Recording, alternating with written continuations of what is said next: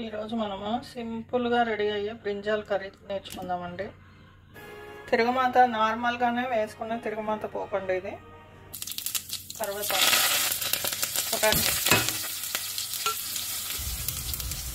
Tomato, కొంచెం salt, చిటికెడు పసుపు, వంకాయలు వేసుకుందామండి.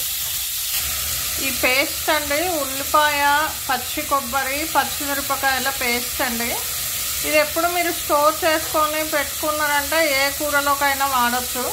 ఇప్పుడు నేను ఈ పేస్ట్ ఒక పెద్ద స్పూన్ వేస్తున్నాను. ఈ కూరలోకి సరిపోతుంది. టేస్ట్ మాత్రం చాలా బాగుంటుందండి.